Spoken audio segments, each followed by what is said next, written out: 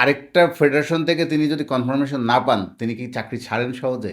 তার মানে দুলির সঙ্গে কথাবার্তা বাফুফের আরও অনেক আগেই হয়ে গেছে। যদি দুলির সঙ্গে কথাবার্তা হয়েই থাকে, তাহলে কেন এই কদিনের এত নাটকীয়তা? ভক্তদের এক ধরনের একটা কিছু মূলা ঝুলিয়ে দেওয়া বা একটা কিছু বোঝানো, কিন্তু আড়ালে হয়ে গেছে অনেক কিছুই। থমাস টুলি চলে এসেছেন বাংলাদেশে। বাংলাদেশ ফুটবল ফেডারেশন গত ১.৫ মাস বা তারও বেশি সময় ধরে হামজাদের জাতীয় দলের কোচের যে অনুসন্ধান করেছিল, এত হাই প্রোফাইল কোচদের তালিকা আমরা দেখেছিলাম, শর্টলিস্টেড হয়েছিলেন অনেক হাই প্রোফাইল কোচ। ক্রিস কোলম্যানের নাম এত বেশি শুনলাম, শেষ পর্যন্ত কোচ হলেন থমাস ডুলি। থমাস ডুলি এর মধ্যে ঢাকায় চলে এসেছেন। শুক্রবার সকালে ঢাকায় এসে পৌঁছেছেন তিনি। বাংলাদেশের জাতীয় দলের এই কোচকে নিয়ে, ডুলিকে নিয়ে আমি কিন্তু ৯-১০ দিন আগেই বলেছিলাম। যেদিন গায়ানার জাতীয় দলের দায়িত্ব থেকে তিনি রিজাইন করলেন, সেদিনই ইঙ্গিত পাওয়া যাচ্ছিল এবং তিনি যেহেতু ডুলি যেহেতু বাফুফের শর্টলিস্টেডও ছিলেন, দুয়ে দুয়ে ৪ মিলিয়ে এবং কয়েকটা জায়গা থেকে যেটুকু শুনেছিলাম, বুঝেছিলাম, সেদিনই ডুলিকে নিয়ে বলেছিলাম। যদিও আ আমি আসলে ফ্যাক্টটা বলার চেষ্টা করেছি। আমি ডুলির পক্ষে বিপক্ষে সেরকম কোনো বিষয় নয়। ডুলি কেমন কোচ, ডুলির প্রোফাইল কী, ডুলিকে বাফুফে বেছে নিচ্ছে কিনা, এই বিষয়টা বলার চেষ্টা করেছিলাম এবং সেদিন আসলে সমর্থক, দর্শকদের বা অডিয়েন্স যারা দেখেন আমাকে, হয়তো অনেকে দেখলাম একটু নেতিবাচক কমেন্ট করেছিলেন। কারণ তখন কোলম্যানের আলোচনাটা খুব জোরালো ছিল। কোলম্যানের মতো তো হাই প্রোফাইল কোচ কেন বাফুফে নিচ্ছে না? স্বাভাবিকভাবে ভক্তদের যে চাওয়া যুক্তি, সেখানে ডুলির নামটা শুনে হয়তো তারা একটু ধাক্কাই খেয়েছিলেন। সে কারণে হয়তো আমাকে একটু কয়েকজন নেতিবাচক কমেন্ট করেছিলেন। কিন্তু ডুলির নামটা আমি আসলে তিনি আসুক বা না আসুক বিষয়টা তা ছিল না, ছিল হচ্ছে ফ্যাক্ট। যেটা তথ্য আমি সেটা বলার চেষ্টা করেছিলাম এবং ডুলি শেষ পর্যন্ত বাংলাদেশ জাতীয় দলের কোচ হলেন। এই ৯-১০ দিনের কিন্তু আমরা অনেক, অনেক কিছু দেখলাম, বহু নাটকীয়তা দেখলাম। ভক্তদের আ বিক্ষোভ, ক্ষোভ অনেক কিছুই দেখলাম। কালকে আ ক্রীড়া প্রতিমন্ত্রীর কাছে যাওয়ার এরকমও বিষয় শুনলাম। বাফুফের সামনে সমর্থকদের বিক্ষোভও আমরা দেখেছি। আ তারা আসলে যেভাবে চেয়েছিলেন, যে মানের যে হাই প্রোফাইল কোচ দেখতে চেয়েছিলেন, যাদের নাম আমরা শুনছিলাম, সেই কোচদের না দেখে চূড়ান্ত তালিকা বা বাফুফে যাদের সঙ্গে চুক্তি করল, তাদেরকে না দেখে হয়তো তারা খুবই হতাশ, তারা ক্ষুব্ধ, তারা ক্ষোভ প্রকাশ করেছে। কিন্তু শেষ পর্যন্ত বাফুফে আসলে ডুলির নামটা যে ঘোষণা করলো, আনুষ্ঠানিকভাবে ঘোষণা করলো এবং সেটাই হওয়ার কথা। কারণ বাফুফে প্রেসিডেন্ট তাবিদওয়াল কিন্তু কিছুদিন আগেই বলেছিলেন, নতুন কোচের অধীনেই সান মেরিনো ম্যাচের আগে জাতীয় দলের ক্যাম্প শুরু হচ্ছে। তো সব কিছুই কিন্তু দেখুন, বাফুফে আমার মনে হয় না গত ১-২ দিনে এই বিষয়টা ফাইনাল করেছে। তারা আরও আগেই ফাইনাল করেছে। ডুলিকে যদি তারা কনফার্মই না করবে, ফাইনাল না করবে, তাহলে একজন জাতীয় দলের কোচ গায়ানাতে, যিনি জাস্ট ৯ মাসের দায়িত্ব পালন করেছিলেন গায়ানাতে, এরপরে সেখানে চাকরি ছেড়ে দিয়েছেন। তো আরেকটা ফেডারেশন থেকে তিনি যদি কনফার্মেশন না পান, তিনি কি চাকরি ছাড়েন সহজে? তার মানে ডুলির সঙ্গে কথাবার্তা বাফুফের আরও অনেক আগেই হয়ে গেছে। তাহলে আরও আগে যদি ডুলির সঙ্গে কথাবার্তা হয়েই থাকে, তাহলে কেন এই কদিনের এত নাটকীয়তা? কেন কোলম্যানের এত খরচ? বাফুফে ক্রীড়া প্রতিমন্ত্রীর সঙ্গে মিটিং করছে, আমরা পারিশ্রমিক দিতে পারছি না। কোলম্যান অনেক পারিশ্রমিক চাচ্ছে, তার এজেন্ট ফি দিতে হবে। নানা বিষয়, অ্যাসিস্ট্যান্ট কোচ নিয়ে আসবে, তার খরচ দিতে হবে। অনেক খরচ, প্রায় ৪০-৫০ লাখ টাকার একটা চাপ। এত চাপ বাফুফে নিতে পারবে কিনা, পারিশ্রমিক বা আর্থিক চাপ। এই যে নানা কথাবার্তা আমরা দেখলাম, আমার কাছে সব কিছু কেন যেন মনে হচ্ছে এগুলো জাস্ট ভক্তদের এক ধরনের বুঝ দেওয়া বা ভক্তদের এক ধরনের একটা কিছু মূলা ঝুলিয়ে দেওয়া বা একটা কিছু বোঝানো। কিন্তু আড়ালে হয়ে গেছে অনেক কিছুই। আড়ালে হয়তো ডুলির সঙ্গে অনেক কথাবার্তা পাক্কা হয়ে গেছে। কথাবার্তা যদি পাকাই না হয়, তাহলে কি ডুলি জ্ঞান আর চাকরি এমনি ছাড়েন? ধরুন একদম স্বাভাবিক আমাদের একটা ব্যক্তি জীবনের কথাই ধরুন। আমাদের যখন আরেকটা অফিসের সঙ্গে চাকরিজীবী যারা বিশেষ করে বেসরকারি চাকরিজীবীর ক্ষেত্রে আরেকটা অফিসে যখন কনফার্ম হয়ে যায়, তখন কিন্তু বর্তমান প্রতিষ্ঠানের চাকরিটা তারা যেকোনো একজন কর্মজীবী ছাড়ার সিদ্ধান্ত নিয়ে থাকে। তো ডুলিও ঠিক তাই। একটা বাংলাদেশ ফুটবল ফেডারেশনের সঙ্গে যখন তাদের কথাটা পাকা হয়ে গেছে, তখন তিনি গায়ানার চাকরি ছাড়ার সিদ্ধান্ত নিয়েছেন। আর এর ফাঁকে যেহেতু ভক্তরা চাচ্ছিলেন আরও অনেক হাই প্রোফাইল কোচ, কোলম্যানের মতো কোচ যেহেতু সিভি দিয়েছিলেন, মিকেল রোজারিও ব্রাজিলের কোচ ছিলেন আরেকজন, নেইমারের ছোটবেলার কোচ আরেকজন ছিলেন। সবার সঙ্গে কথা কিন্তু বাফুফে টুকটাক সিভি নিচ্ছিলেন, বাফুফে সিভি নিচ্ছিল, ইন্টারভিউ নিচ্ছিলেন।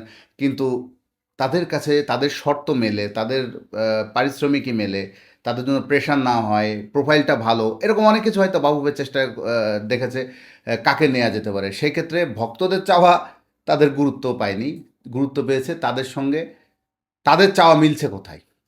আমার কাছে তাই মনে হচ্ছে। তারা ভক্তদের চাওয়াকে এখানে খুব বেশি গুরুত্ব দেয়নি। আসলে ভক্তদের চাওয়া হচ্ছে গুরুত্ব দিয়েছে, তাদের চাওয়া পূরণ করছে কোন কোচ? আর সবচেয়ে বড়, আমি কিন্তু বরাবরই বলে আসছি ভাই, শুরু থেকেই বলে আসছি, বাফুফের চিন্তা পারিশ্রমিক বা পয়সা, যে আর্থিক সক্ষমতা বা তাদের যে আর্থিক বাজেট সেটা, এবং তাদের সক্ষমতা কোনোভাবে $18-20,000 উপরে যাওয়ার অবস্থান নেই বাফুফের এই মুহূর্তে, যে তাদের যে আর্থিক সক্ষমতা। তো $18-20,000 বা তারও নিচে যে কোচকে পাবে, প্রোফাইলটা ভালো, তারা সেই কোচকেই নেবে, সেই কোচকেই নিতে চেয়েছে, এবং সেই সমীকরণ মিলিয়েই টমাস ডুলিকে তারা চূড়ান্ত করেছে 2 বছরের ডিলে। যদিও 2 বছরের চুক্তিটার কথা তারা অফিসিয়ালি বলেনি, কিন্তু এর আগে আমরা বাফুফের কাছ থেকে শুনেছিলাম তারা নতুন যে কোচকে নেবে সেই কোচ 2 বছরের চুক্তিতেই নেবে। এবং বাংলাদেশ দলের যে সূচিগুলো আছে আগামী 2 বছরের মধ্যে, সেই সূচিগুলো তারা দেখেছে, সেখানে বড় কোন কোন টুর্নামেন্ট আছে, কোয়ালিফিকেশন আছে কিনা, অনেক কিছু। কোয়ালিফায়ার তো আমাদের বাংলাদেশের আর নেই, একটা বড় কোয়ালিফায়ারের পর্ব আমরা প্রায় শেষ করে এসেছি কিছুদিন আগে।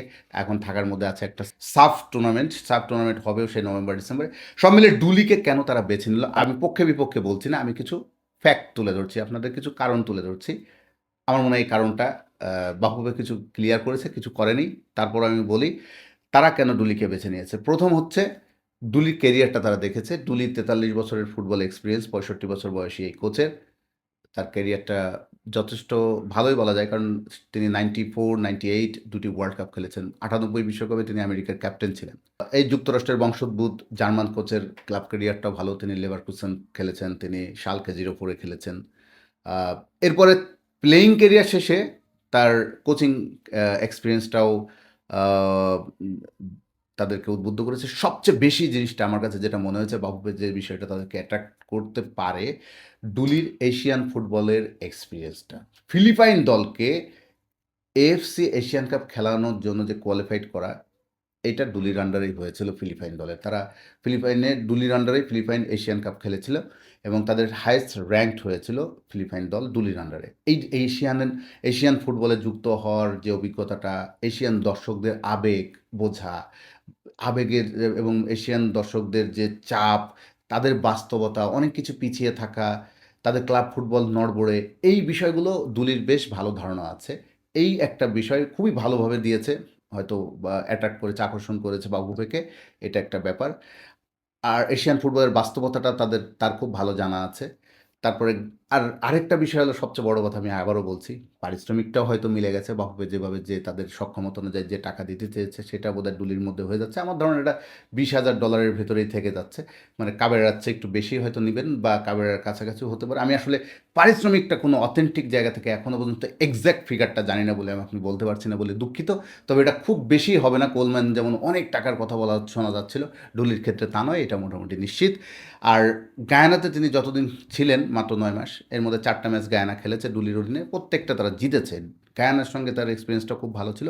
ওখানে প্রসঙ্গক্রমে একটা জিনিস আপনাদেরকে বলে রাখি, গায়ানাতে তিনি যখন এলেন গত বছরের সেপ্টেম্বরে, এসে তিনি ঘোষণা দিয়েছিলেন প্রবাসী ফুটবলারদের দলে জায়গা পাওয়ার কোনো নিশ্চয়তা নেই। মানে প্রবাসী খেলোয়াড় হলেই গায়ানা দলে জায়গা পাবেন এমন কোনো কথা নেই। তাদের ঘরোয়া ফুটবলে, যে সর্বোচ্চ ঘরোয়া ফুটবলটা আছে এলিট লিগ গায়ানাতে, সেখানে যারা ভালো খেলবে তিনি তাদেরকে সর্বোচ্চ মূল্যায়ন করবেন, এরকম একটা ঘোষণা নাকি তিনি দিয়েছিলেন। কিন্তু কয়েক মাস পরে দেখা গেল উল্টো দৃশ্য। কয়েক মাস পরে দেখা গেল ঘরোয়া ফুটবল লিগকে তিনি খুব বেশি গুরুত্ব দিচ্ছেন না বা পাত্তা দিচ্ছেন না। ঘরোয়া ফুটবল লিগকে তার খুব একটা, মানে খুব ভালো মানের মনে হয়নি, এরকম একটা বিষয়। এই নিয়ে তিনি খুব লোকাল যে প্লেয়ারগুলো ছিল গায়ানা, তাদের অনেককে তিনি হেয় প্রতিপন্ন করেছিলেন, এবং লোকাল প্লেয়ারদের সঙ্গে তার একটা দ্বন্দ্ব বা একটা দূরত্ব তৈরি হয়েছিল, একটা বিতর্ক সৃষ্টি হয়েছিল গায়ানার লোকাল খেলোয়াড়দের সঙ্গে। তবে তিনি শৃঙ্খলার ব্যাপারে খুবই কঠোর। শৃঙ্খলাতে তিনি কোনো ছাড় দেন না টমাস ডুলি।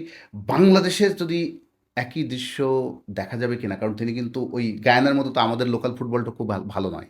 আমাদের লোকাল ফুটবল বা ঘরোয়া ফুটবল তো খুব ভালো মানের নয়, এবং আমাদের প্রবাসী ফুটবলের ডিপেন্ডেন্সিটা বেশ বাড়ছে, যেহেতু হামজা চৌধুরী আসার পর হামজাকে কেন্দ্র করে, হামজাকে ফলো করে আরও অনেক প্রবাসী ফুটবলার আসছে। আমাদেরও কিন্তু একই প্রেক্ষাপট, একই বাস্তবতা কিন্তু ডুলিকে সামলাতে হবে, দেখতে হবে। 1.5 মাস বাংলাদেশের জাতীয় দলের কোচ নিয়ে অনেক কিছুই দেখলাম।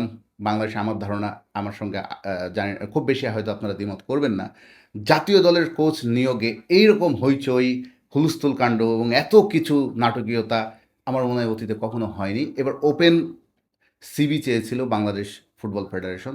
200-রও অধিক আমরা কোচকে আবেদন করতে দেখেছিলাম, শেষ পর্যন্ত টমাস ডুলি চূড়ান্ত করলো বাফুফে। সান মেরিনো দিয়ে তার অ্যাসাইনমেন্ট শুরু হচ্ছে আগামী 5 জুন। এরই মধ্যে তিনি ঢাকায় চলে এসেছেন এবং ঢাকা থেকে তিনি তার ক্যাম্প শুরু করবেন জাতীয় দলের। কিন্তু আমার কথা হলো ভক্তদের চাওয়াটা, ভক্তদের আবেগ, ভক্তদের ক্ষোভ, অনেক কিছুই আমরা দেখলাম ফুটবল ফেডারেশন সেগুলো মনে হয় না খুব বেশি গুরুত্ব দিল।